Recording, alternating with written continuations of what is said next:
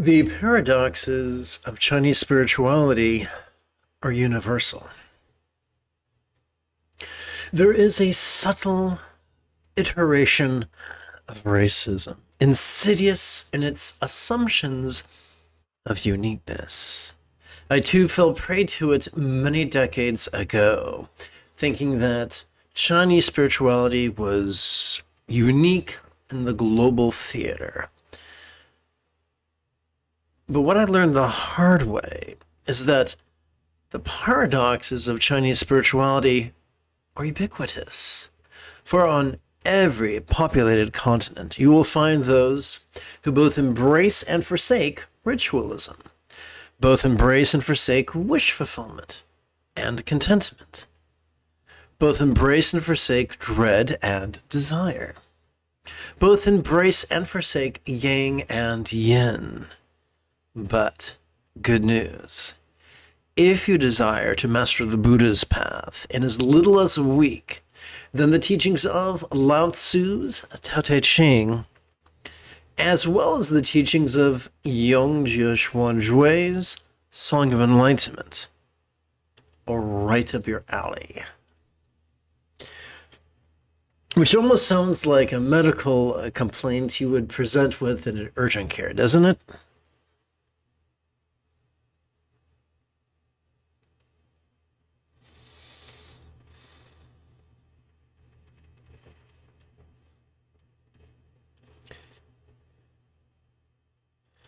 All right, here we go. I look forward to meditating and chanting with you in as little as 30 seconds. But first, a bit of the old housekeeping. This is Lama Jigme Gyatso of the Buddha Joy Meditation School. For more than 30 years, I spent more than 8 hours a day, every day, studying, practicing, mastering, and then reverse engineering the teachings and techniques of each sect of Buddhism so that you would not have to. Welcome to Meditate Like a Jedi, which is made possible due to the generosity of viewers just like you. Tonight lets us play with the latest iteration of the Easy Proto-Zen sadhana or practice text. So let's look at, let's explore mindfulness meditation from a fresh perspective. In the 81 poems of the Tao Te Ching, we learn of the three treasures.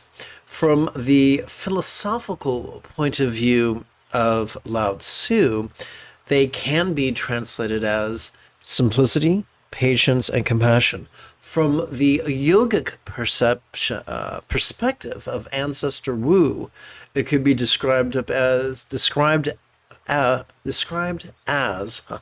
the word, Jing, Qi, and Shen, also known as form, breath, and mind.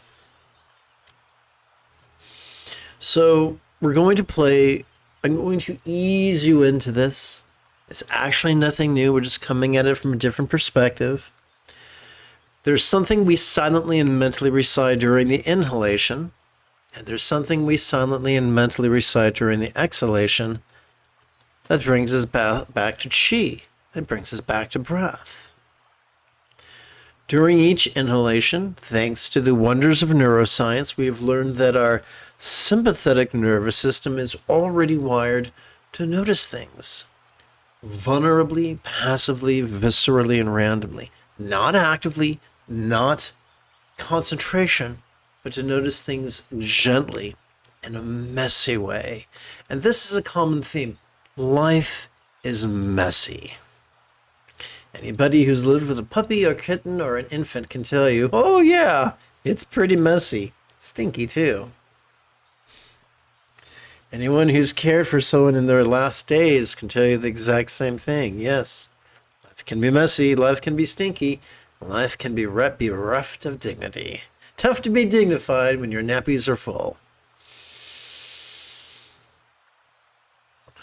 Every time we exhale, thanks to the wonders of neuroscience, Our parasympathetic nervous system is wired for physical relaxation and mental release. This is not unique. We've been exploring this through the Odinayan text, the Total Space of Vajrasattva, as well as the Chinese text, the Song of Enlightenment. Since the 12th century in Japan, the Soto teacher Zenji Dogen was very keen on focusing on posture and mind. Or actually focusing on posture, but noticing what the mind is doing. Contemporary Zen teachers, or Soto Zen teachers, explain that one should have not think about thought, but think about no thought. How does that work? Simple. As you breathe in, you will notice the play of mind involuntarily. That's what big kids call thought. As you exhale, you can relax into your body. That's no thought. Does that mean we are repressing our thoughts? No. It just means we're letting go of them. It's kind of like this. Imagine, if you will, you had two plastic vessels. Take two. Two wooden vessels, because we love the earth. And one vessel is full of pennies, like maybe $5 worth of pennies. Big spender. And the other one is completely empty. And let's switch hands. Let's say you have pennies over here, empty wooden bowl over there. So with your thumb and index finger, you're picking up a penny, and you're dropping it. And you're picking up a penny, and you're dropping it. Congratulations, you know how to let go. Now, if I was crass, I'd say every time you have a caffeine-induced poop, and you wipe your tushy, and then you flush that piece of toilet paper, that's also letting go. I have never met someone who carries their soiled toilet paper with them. All of us let go on some level or another, whether we are aware of it or not. So letting go is nothing earth-shaking. It's something we're already wired to do. It's something we already do during each exhalation, whether we know it or not. So for the next few minutes, let's play with these three-syllable exercises. Now you'll notice that they're not all lowercase. The I in mind is capitalized, and the O in body is capitalized. That's not a typo. We're doing this because we're setting we're sowing seeds for what's going to happen in the next exercise. So let's play with this right now. Play of mind, this body.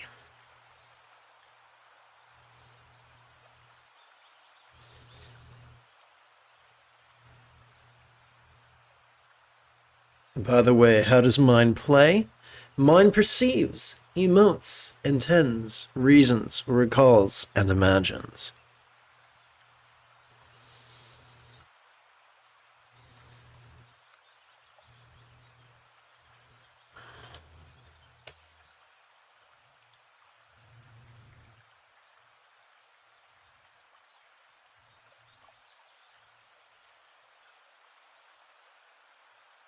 Now, as an extra added bonus, during each in-breath, see if your mind can perceive the subtle traction between your head pulling up towards the ceiling and your tushy pulling down towards the core of the earth.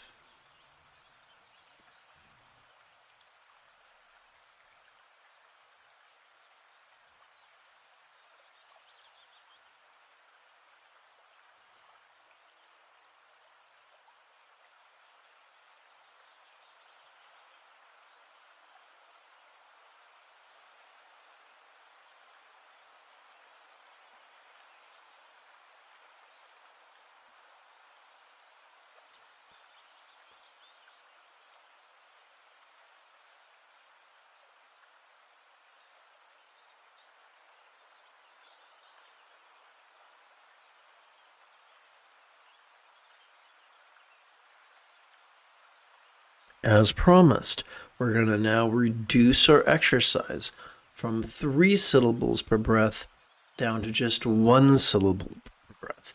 And now those exaggerated vowels are really going to come into play.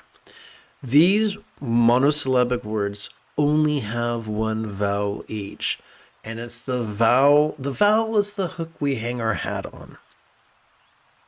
So as we breathe in, we silently and mentally recite mind. As we exhale, we silently and mentally recite form. As physically we relax as best we can.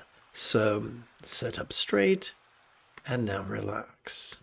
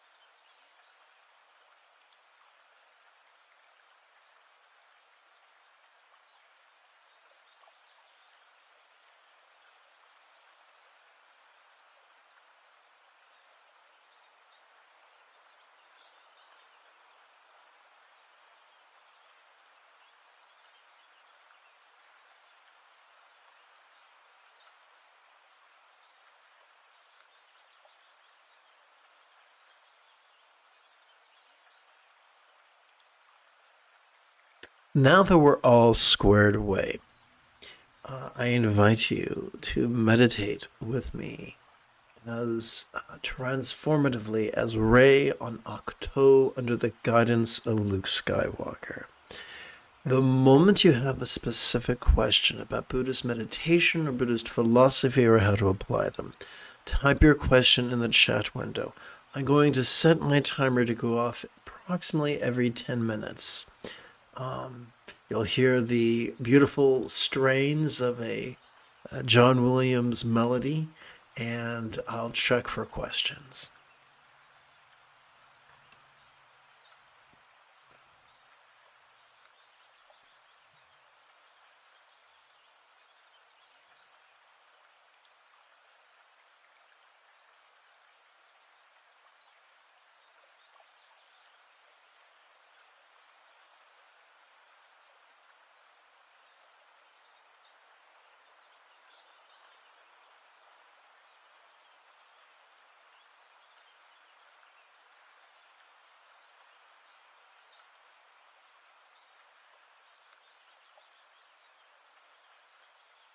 There's a myth that this path is difficult and it takes multiple lifetimes.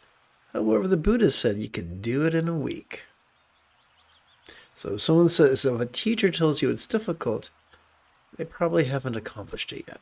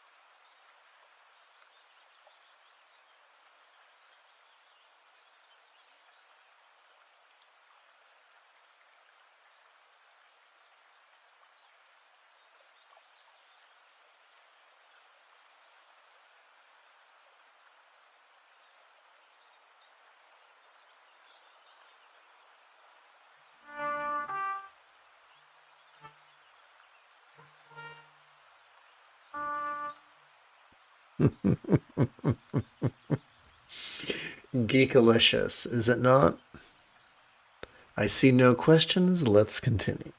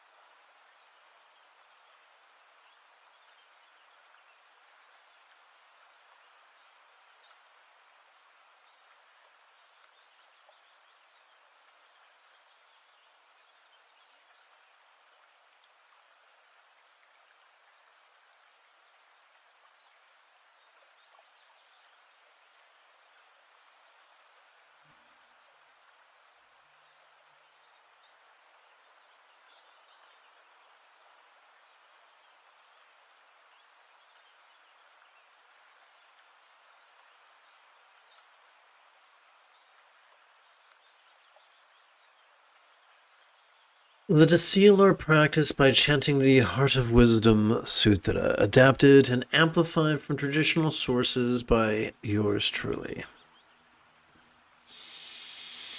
It is said that Quan Chi Yun saw an archetype of enlightened compassion while moving in the deep peace of perfect understanding. Shed light on the five aggregates and found them equally empty. After this realization, she made peace with all pain. Listen, Shariputra, form is emptiness, emptiness is form. Form does not differ from emptiness, emptiness does not differ from form. The same is true with feeling or personal impulse and awareness. Listen, Shariputra, all phenomena are marked with emptiness. They are neither produced nor destroyed, neither corrupted nor purified, neither increasing nor decreasing. Therefore in emptiness there is no form, no feeling, no appraisal, no impulse and no awareness that once perceived cannot be released.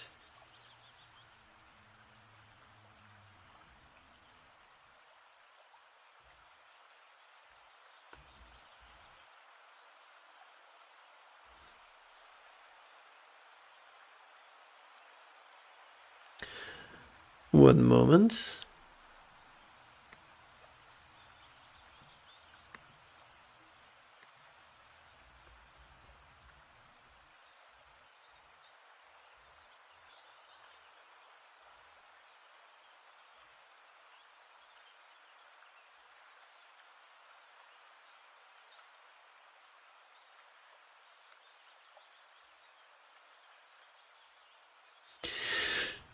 No sensation. So we're going to now deconstruct the three circles of experience.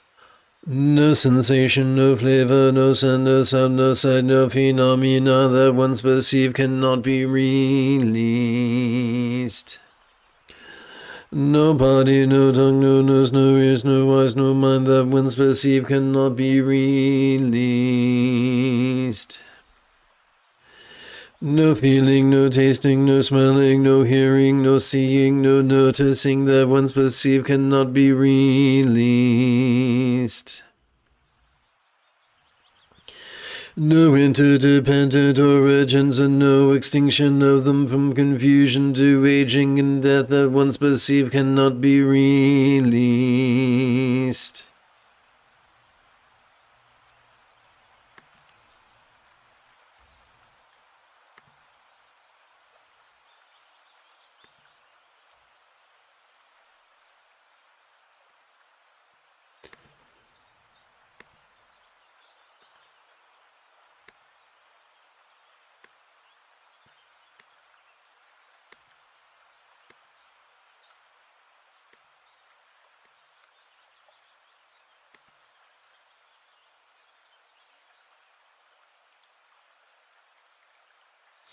So after the edit, let's try it again.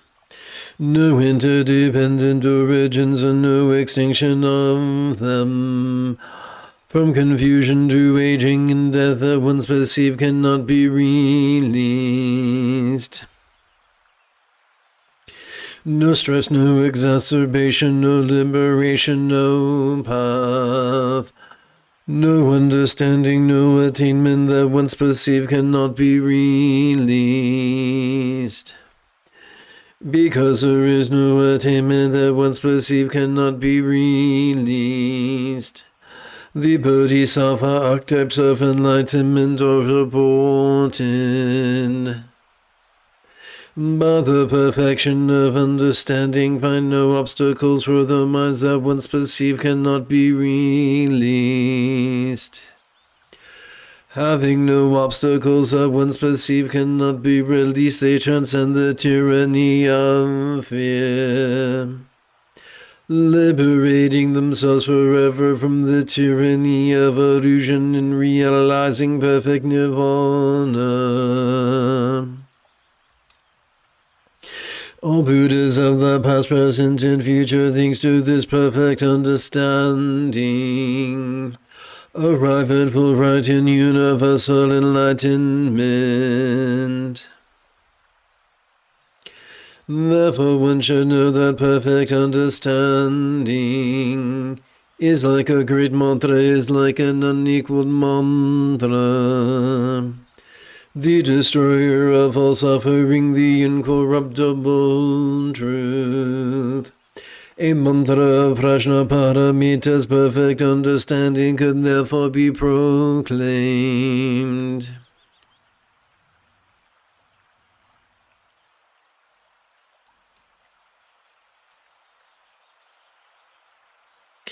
This is the mantra gate gate para samgate bodhiswaha. Quick edit, do you bear with me?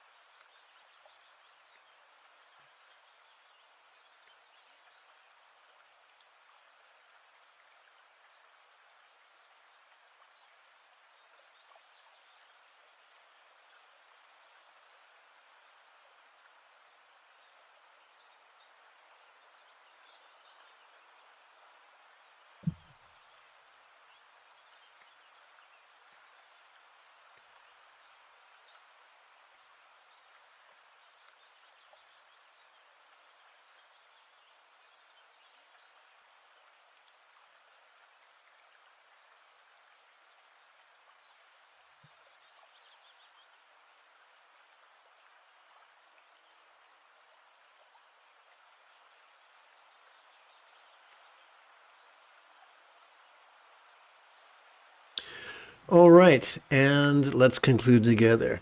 May all beings go completely, and perfectly go to enlightenment.